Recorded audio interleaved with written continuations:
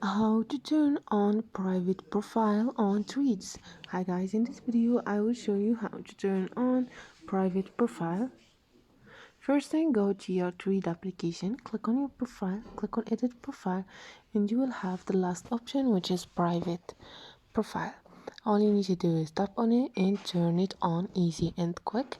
Once you are done, you can click here on down at the top and go back, and this is it guys, easy and quick. Hope this video was helpful for you. If it was, don't forget to subscribe, like the video, and see you in my next video.